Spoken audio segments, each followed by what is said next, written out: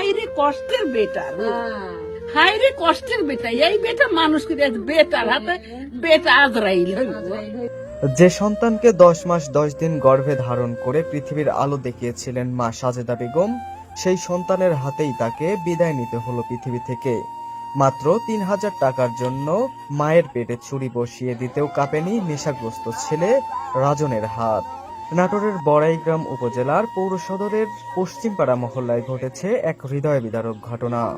স্থানীয় সূত্রে জানা যায়, অভিযুক্ত রাজন তার মায়ের কাছে মাত্র 3000 টাকা দাবি করে। মা সাজেদা বেগম হয়তো জানতেন না এই সামান্য টাকাই কাল হয়ে দাঁড়াবে তার জীবনে। টাকা দিতে অস্বীকৃতি জানানো মাত্রই নেশার ঘোরে অন্ধ রাজন জ্ঞান হারিয়ে ধারালো ছুরি দিয়ে মায়ের পেটে আঘাত করে। ছুরিকাঘাত এতটাই নৃশংস ছিল যে সাজেদা বেগমের নাড়ি ভুঁড়ি বের হয়ে যায়। যন্ত্রণায় কাতর মায়ের আর্তনাদে প্রতিবেশীরা ছুটে এসে তাকে রক্তাক্ত অবস্থায় উদ্ধার করেন। গুরুতর আহত অবস্থায় সাজেদা বেগমকে প্রথমে উপজেলা স্বাস্থ্য কমপ্লেক্সে ও পরে উন্নত চিকিৎসার জন্য রাজশাহী মেডিকেল কলেজে ভর্তি করা হয়।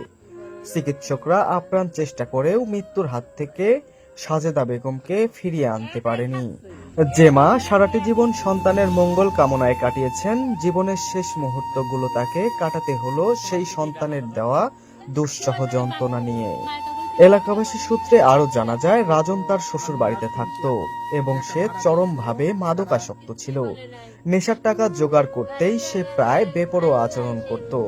মাদক কিভাবে একজন মানুষকে পশুতে রূপান্তরিত করতে পারে, এই ঘটনায় তার জলজ্যান্ত উদাহরণ। বেলহাজউদ্দিন বাঁধন, নিউজ ডেস্ক, বড়াইগ্রামের কণ্ঠস্বর। মা আবারও বলছে যে নাই, আমার কাছে টাকা নাই, পরে আমি তোর টাকা দিব না।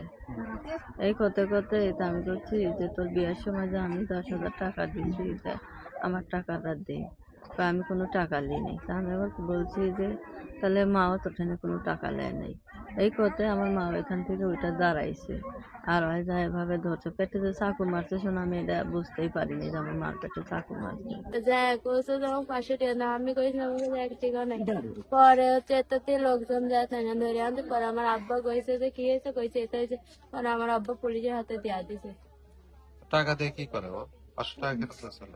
নেশা করতে চায় না কি জন্য চাইছিল, আমার কয় না যে 500 টাকা এই কাজ করবো, নেশা করে এটা জানি। ছেলে ধরেন গাঁজা টাজা খায়, বুঝছেন, আগের থেকে। এর আগে 2 দিনে পুলিশে ধরতে আইছিল, রাত্রে শহীদুল ভাই ধরতে আইছিল।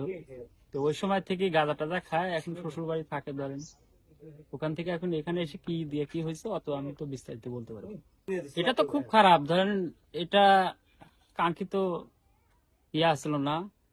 কারণ ওই চ্যাংড়ার তো ফাঁসি হওয়া উচিত। কারণ এটা একটা মা যে 10 মাস 10 দিন গর্ভে রাখছে, ধারণ করছে, তাকে খুন করা, এটা তো সমাজ মানি নেবে না। 3,000 এটাই বোঝা যায়। এর মধ্যে যদি শান্তভাবে কথা বলতো তাহলে হয়তো টাকাটা নেওয়া যাইতে পারতো, কিন্তু সে আসছিলই উত্তেজিত ভাবে, হাতে চাকু ছিল।